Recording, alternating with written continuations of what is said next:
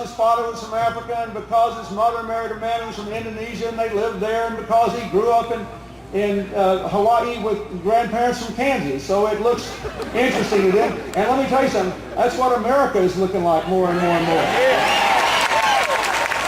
You know, look at this crowd. It's a much more interesting looking crowd than it would have been 30 years ago.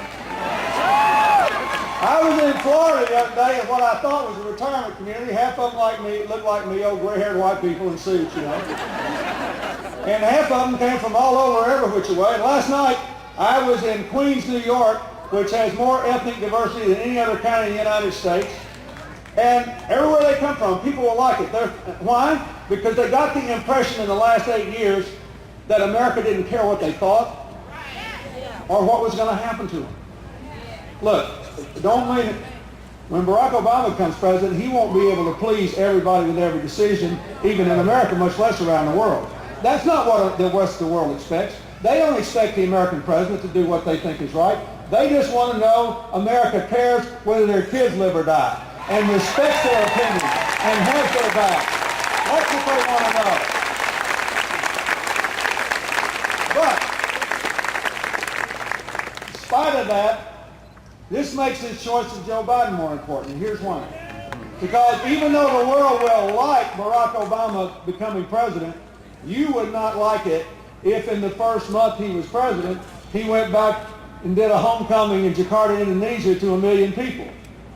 I remember when Senator Bumpers was governor, he used to tell a joke he got invited to go to Russia in his first term, and they went out and did television interviews, and they asked some old boy in overalls what they thought about the governor going to Russia, and he said, heck, he ain't been to Cabot yet.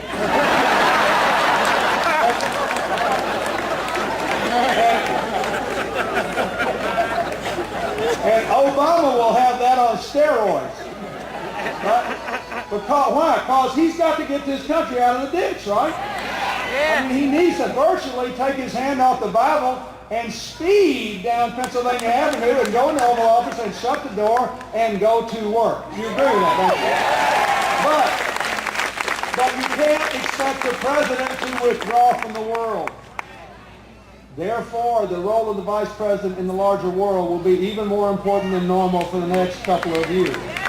And I promise you, if you took a secret ballot in the United States Congress, a secret ballot of all the Republicans and the Democrats, and you said, write down the 3 people you think have the finest grasp of the security, the political, and the economic challenges facing the United States and the world, Joe Biden's name would be on every single solitary ballot. Every one. So that decision looks a lot better now even than it did when he made it. So that's my case. You define the job, you got the answer.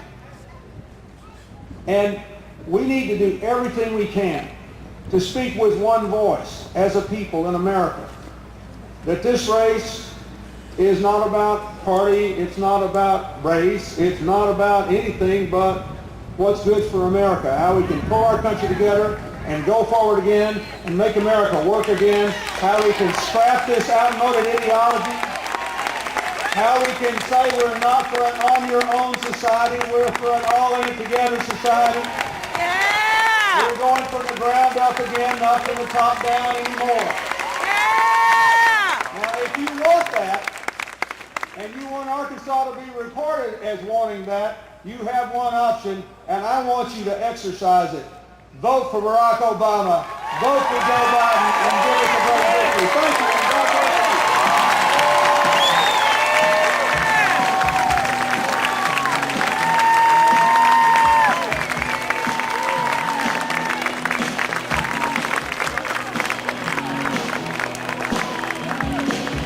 I was born in